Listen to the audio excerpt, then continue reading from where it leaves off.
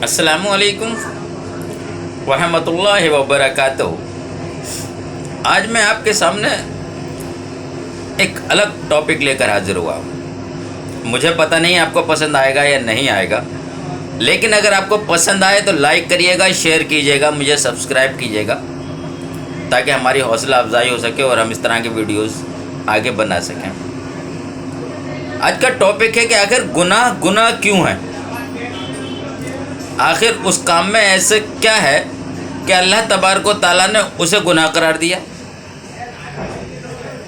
आज हम उसके सामाजिक पहलू और साइंटिफिक पहलू दोनों पर गौर करेंगे। वाकई मेरा रब बड़ा गफूर रहीम है, जिसके कब्ज़े में हमारी और आपकी जान है, कि अब तक देखने में ऐसा नहीं आया कि अल्लाह तबारक व तआला ने किसी एक ऐसे काम को करने से रोका हो जिससे किसी एक इंसान का या पूरे समाज का कोई भला हो और अल्लाह ने उसको गुनाह करार दिया हो। ऐसा नहीं। हर वो काम अल्लाह तबारक व तआला ने गुनाह बनाया है जिससे सामाजिक और साइंटिफिक दोनों नुकसान हैं। आज सबसे पहले हम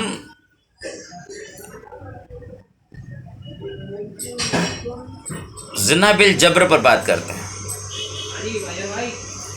जिसको हिंदी में बलात्कार कहते हैं, इंग्लिश में रेप भी बोलते हैं। इसको हमने दो तरह से डिफाइन किया है। एक तो ज़िना बिल जबर है, जबरन करना। एक आजकल चला है रिलेशनशिप, जो आजकल अमेरिका या बड़े बड़े देशों में, जिसको हम तरक्की याफ्ता मुल्क कहते हैं, उनमें पाया जाता है कि एक लड़का और एक लड़की महीनों और सालों तक साथ रहते हैं और उनसे औलादें भी पैदा होती हैं, लेकिन बाद में फिर वो अलग हो जाते हैं क्योंकि उन पे सामाजिक दबाव नहीं होता। इस्लाम ने ऐसे करने को भी ज़िना करार दिया है, यानी बलात्कार।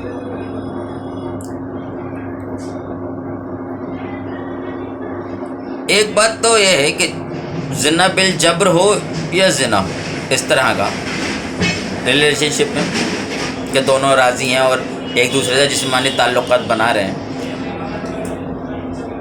अल्लाह तबारक व तआला ने इसको भी गुनाह करार दिया है और उस ज़िना को भी, जिसे हम ज़िना बिल जबर कहते हैं, उसको भी गुनाह करार दिया है। गालिबन दोनों की सज़ाएँ एक ही हैं। कहीं उम्र कैद है, इस्लाम में सज़ाए मौत है।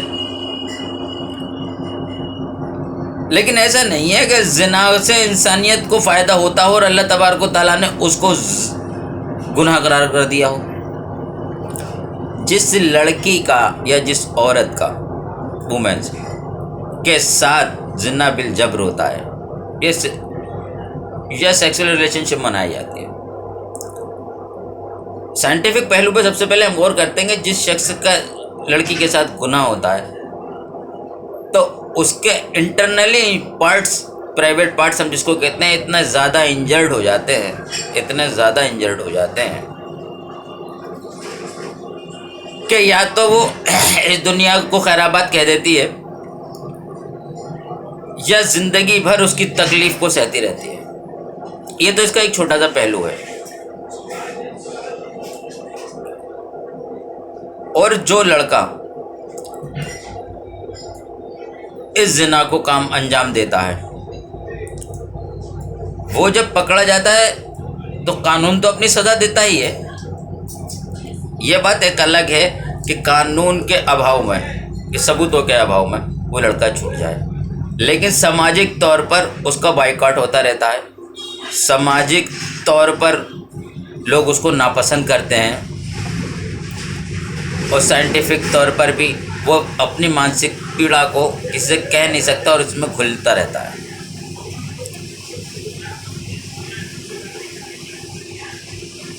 अगर वो लड़की जिसके साथ इस तरह का संगीन गुनाह हुआ हो, अगर वो बच भी जाती है, एक तो वो अपना कहीं घर नहीं बसा पाती, और घर बसता भी है तो उसके ससुराल वाले या उसके वो लोग या उसके ساتھ والے اس کو تانے مارتے مارتے زندگی بھر مار دیتے ہیں، اور اس کی وہ زنا والی جو اس کے ساتھ ہوا وہ اس کی مانسک آہت اتنا آہت ہو جاتی ہے کہ وہ جیتے جی بھی مر جاتی ہے، سائنٹیفک پہلو سے بھی مرتی ہے اور سماجک پہلو سے بھی مرتی ہے۔ اب میرے رب العالمین نے جو کہ ہم سب کا پالنہار ہے، اس نے زنا کو اس لیے گناہ نہیں دیا کہ صاحب اس سے سماج کو فائدہ ہوگا اور گناہ قرار دیا، بلکہ اس سے سماجک نقصان جو کہ سائنٹیفک نقصان تھے میں نے آپ کو گنا دیے، اور سماجک جو بھی نقصان ہے وہ بھی گنا دیے۔ اور اب آپ کہیں گے صاحب یہ تو زنا بالجبری کی بات ہے، اب ہم وہ ریلیشن شپ والے زنا کی بات کرتے ہیں، تو جب وہ ریلیشن شپ ٹوٹتا ہے تو ان سے جو اس اولاد کی اتپتی ہوتی ہے، پیدا ہوتی ہے، یعنی وہ اولاد، اس اولاد کو نہ تو ماں اور نہ باپ ان دونوں میں سے ایک بھی ایکسیپٹ نہیں کرتا بڑے ہوتے ہوتے، اور پھر ہوتا یہ ہے کہ جس کی ایک اچھی پرورش ہونی چاہیتی تھی، جس کو اچھا علم ملنا چاہتا تھا، جس کو دنیا میں عزت ملنی چاہتی تھی، اس کو وہ کوئی نہیں دیتا، کیونکہ پتہ ہی نہیں ہوتا اس کا باپ کون ہے اور اس کی ماں کون ہے۔ ماں اپنے راستے چلی جاتی ہے اور باپ اپنے راستے، اور بچے یتیم خانے میں۔ اور اس کا سائنٹیفک نقصان یہ ہے کہ خدا نخواستہ وہی لڑکا جس کو پیدا کر کے وہ چھوڑ کے وہاں سے چلے گئے، اور وہی ایک لڑکی جو اس کی ماں کے پاس پیٹ میں تھی اور وہ الگ الگ ہو گئیں، اور وہ بھی کہیں جا کے وہاں پیدا ہوئی، اور پھر اتفاقاً وہ آن کے پھر مل گئے، اور ان کے بھی ریلیشن شپ بن گئی، ان کے ساتھ شادیاں ہو گئیں، تو پھر ایک بڑا گناہ ہوا۔ یہ سائنٹیفک نقصان ہے اس کا۔ اس لیے اللہ تبارک و تعالیٰ نے نکاح قرار دیا کہ نکاح کیجیے آپ اپنی اس خواہش کو پورا کرنے کے، تاکہ آپ کو سائنٹیفک فائدے بھی ہوں کہ جب آپ اپنے گھر سے، اپنے دکان، جب آپ اپنے کام دھندے سے تھک کے فارغ ہو کر کے جب اپنے گھر جائیں تو اپنے اہلیہ کے پہلو میں آرام کریں، یا اس کی باتوں سے آپ اپنے آپ کو سرفراز کریں، یا آپ کی اولاد آپ کو خوش کرے، یہ اس کو سائنٹیفک خوشیاں ہیں، سماجک نقصان بھی۔ اسی طرح شراب کو اللہ تبارک و تعالیٰ نے حرام قرار دیا۔ اب کوئی بھی دنیا کا سائنٹسٹ، چاہے اب ہو چاہے الجبرا ہو، شراب کو اچھا قرار نہیں دیتا، نہ ہی دنیا کا کوئی اچھا آدمی یا دنیا سے برا کا برا آدمی شراب کو اچھا قرار نہیں دیتا۔ اسی لیے اللہ تبارک و تعالیٰ نے، یعنی کہ اس پالن ہار نے جو ہمارا اور آپ کا معبود ہے، شراب کو حرام قرار دیا۔ اس کے سماجک نقصان ہیں، جب آپ جاتے ہیں تو آپ کے جسم کو گلاتا ہے، سائنٹیفک نقصان ہے، جب آپ اس کو پیتے ہیں تو آپ کے جسم کو گلاتا ہے۔ سماجک نقصان ہے، جب آپ اس کو پی کے بہک جاتے ہیں تو گالی گفتالی کرتے رہتے ہیں، یہاں تک کہ لوگ کہتے ہیں کہ کہنا ہے کہ صاحب شراب جو ہے سارے گناہوں کا باپ ہے، پھر آپ ہر وہ گناہ کر بیٹھتے ہیں جس کو آپ سوچ بھی نہیں سکتے، یہ اس کا سماجک نقصان ہے۔ تو اسی لیے گناہ ہے کہ اس سے انسانیت کو سماجک اور سائنٹیفک دونوں نقصان ہوتے ہیں۔ اسی اللہ تعالیٰ نے اس کو گناہ قرار دیا ہے آپ کے فائدے کے لیے، کیونکہ اللہ تبارک و تعالیٰ آپ سے بے حد پیار کرتا ہے۔ وہ نہیں چاہتا کہ اس کا وہ بندہ جس کو اس نے اس دنیا میں بھیجا ہے وہ دوزخ کی آگ کا ایندھن بنے۔ میں بس اپنی بات کو یہیں ختم کرتا ہوں۔ وآخر دعوانا الحمدللہ رب العالمین۔